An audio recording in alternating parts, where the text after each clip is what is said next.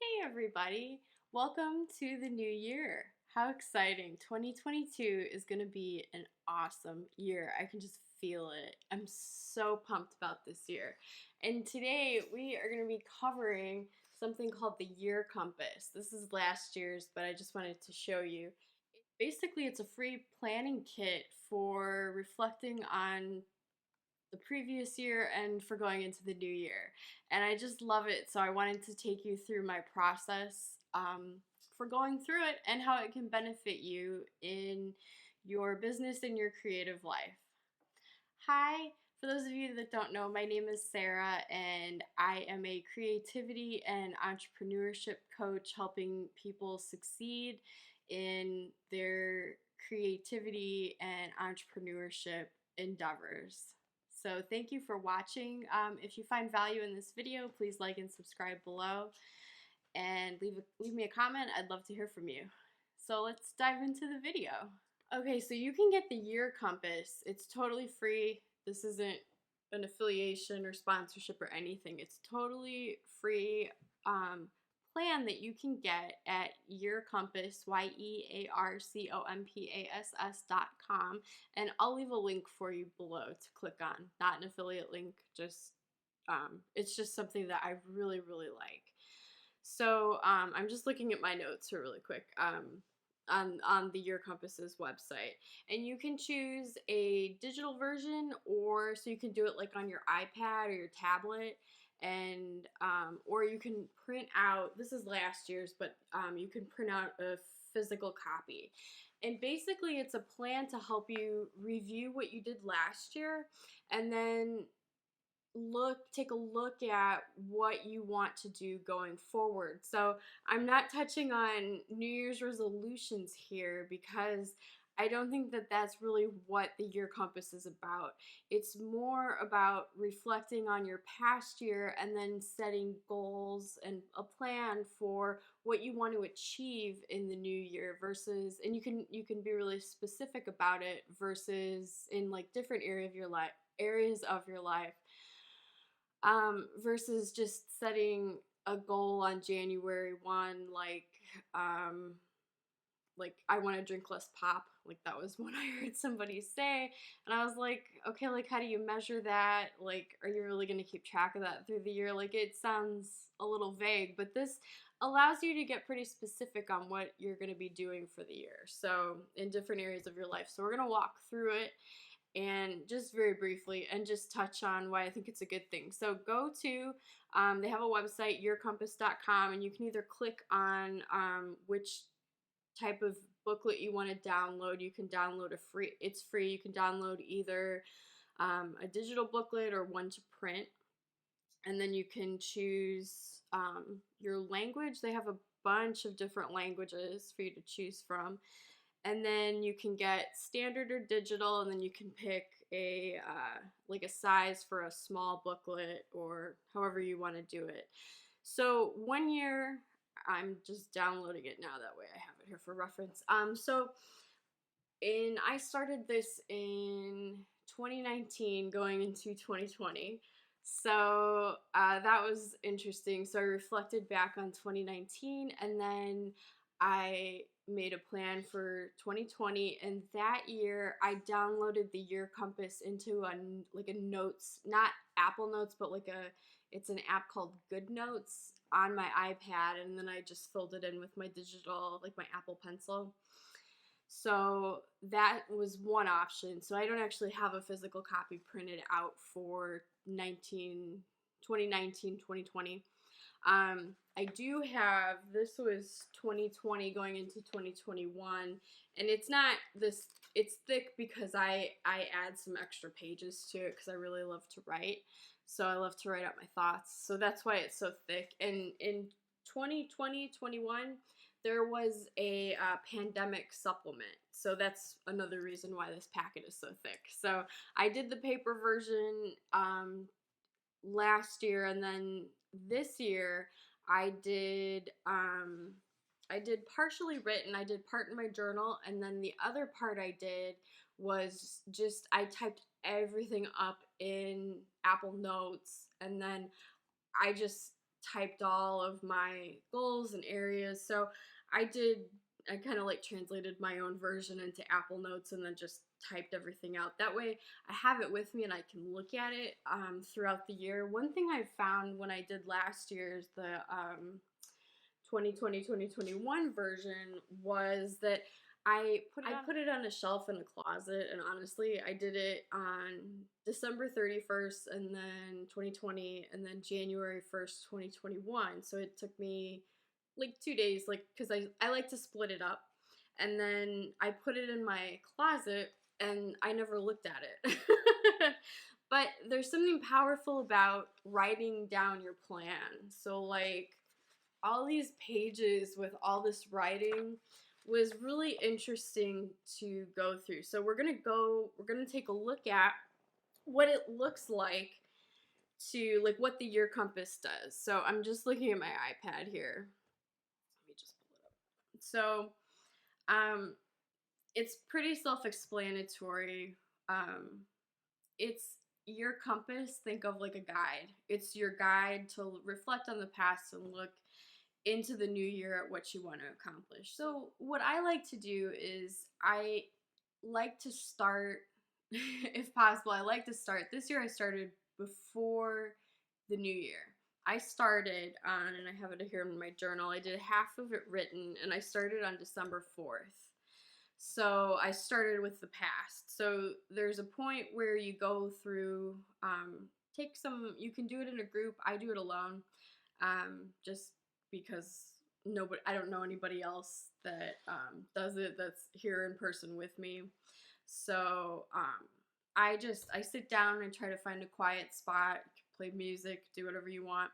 And the first part is actually just going through your calendar. So what I did for that is I'm recording on my phone, so I can't access it right now, but I literally just open my Apple Calendar because I keep all of my appointments in there, and then I go through and I write down any important dates, anything that happened, and it helps me go through my past year and actually remember, like, this was the order of events. So I have mine here from the one that I did this year, reflecting on 2021. So some things I put down just as an example, and I'm just looking at my journal here. The first part, like I said, I did in my journal. So, like, I put January 20th, 2021, Joe Biden was inaugurated along with Vice President Kamala Harris. I probably said that wrong, and I apologize. Here's another one. February 12th, 2021, the Joffrey Ballet, they did their first live stream that I watched. It was to Ravel's Bolero, and it was the first time I'd seen any live dancing in a year. Like, it was just through YouTube streaming, but it was the first time I'd seen the Joffrey Ballet perform since 2020. So that was, like, I just remember, like, oh yeah, like, I remember that, watching it, and then I remember how I felt, like, seeing dance for the first time was just like, oh my god, it was so awesome. And then, like, I go through literally the whole year, and then what I really was able to reconstruct, which is what I was looking for, was the start of my plant business. Like, what I was trying to figure out the impetus behind the plant business, because when I started it in 2021 in May, because I didn't really, like, have, like, a set plan. Like, last year I didn't set out to say, like, oh, I'm gonna start a plant business. Like, I think it just kind of naturally occurred as events in my year unfolded. So that's kind of, it was neat to look back and see, like, I struggled with a lot of back pain in 2021, and see that, and then, like, you know, like, I look back and I'm like, oh, I left my corporate job in August of 2021. So, and then started doing the plant business full time, and then starting my coaching site. And I mean, it it's a good chance just to reflect on your year. So I write all the dates down, everything that I've documented. I have a gratitude buddy that I email, so it's fun to also look back on those emails because I send them to my gratitude buddy every day, and I can also look back that way and see like, oh, I was grateful for this on this day, and grateful, like this happened on this day. If I have any trouble like filling in the gaps, that's another place I can go to. So if you keep like a journal, and that's the other thing I have are my pages that I do, journal pages, where I can look back and take a look at how I was feeling that day too. So yeah, so those are some things that might be helpful. They give you a small box, like the past year, but I wrote like last year when I did this, I wrote like umpteen pages just going through to get my thoughts out because that's just how I am. I'm chatty in my mind and chatty in these videos, but I'm not as chatty. Like, I'm more listener mode when you meet me in real life. So very different on YouTube versus meeting me face to face. So anyway, okay, so that covers that. Let's see what's the next part of the year compass. I've got the digital version pulled up on my iPad, like I said, just so I can kind of keep track. Okay, so then after you do the dates, you go through some past statements of the year, okay, here's some, like the past year was about, and it's split up into different areas. So there's personal life and family, career and studies, friends, community, relaxation, hobbies, creativity. So they've got 8 different spots that you can fill out. Just like I said, just reflecting on last year. And one other thing that I found was really useful this year, and I think I did it last year too, but was going back and reading. Like I said, this is last year's, so reading 2020, like reading the year of the pandemic, and then reading 2021 to see what my goals were for the next year. So that was really valuable too, just spending time reading this small book that I wrote down. Just taking, and that's another step you can do, is just take time, sit down, see what happened in the previous year, 2020 as an example, see what you'd planned for 2021, and then make that like one step of the process. And then the next step of the process, what I would do is exactly what I did, was go through the different dates, major events that occurred for you through your year, go through month by month and look through, journals or like a gratitude list or whatever you do for you, your calendar, just to remind yourself of the important dates that happened throughout the year, and then just write them down and just take a look. It's a great way to connect all the dots of the year and kind of make sense of the year, of that past year. And then, let's see. Yep, and then I would recommend doing that. It depending on how much you like to write, you can keep it as brief, or you can you can expand upon it for as long as you want. And then you let go of the last year. And I really like that. It says, I'm reading right on their booklet here, it says, you do the past 3 year in words, choose 3 words that define the past year. And then you say goodbye to last year, and then it literally says you're done with the past year, you have just finished the first part, take a deep breath and get some rest. So that's what I do. I split it. I take a break and I just literally just melt, like things are mellow, and just let the last year go. That way when you start it again the next day or week, whenever you pick it up, you're fresh and you're not focused on the previous year and what happened, what went wrong. Like you're focused on the new year.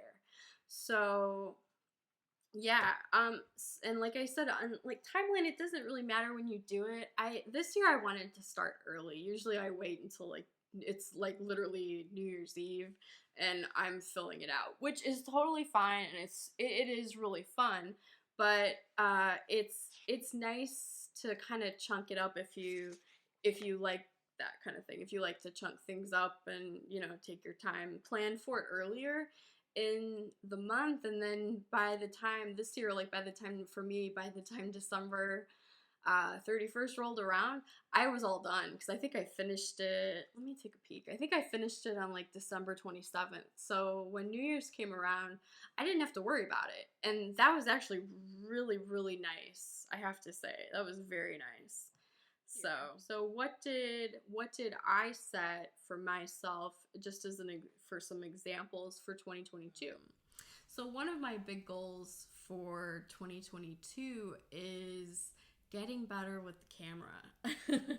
So I'm actually going to be trying to switch from recording on my phone, which is totally fine. Like that's what I have right now, and it's how I can get my information out to you guys. So definitely using what I have, but I really want to step up my game in the aspect of just better quality videos. So I have a really nice, it's older, but it's nice, a DSLR camera.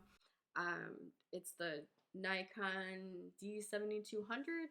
So it's an older DSLR, but a really nice one. And I've been throughout my Christmas break, like I've been practicing just taking photos and video, and I've ordered some extra accessories that'll let me take it more out in the field, kind of like a vlogging stick for it, an external monitor, just some things that will help me produce better quality videos, and then having like a tripod so I can take it different places.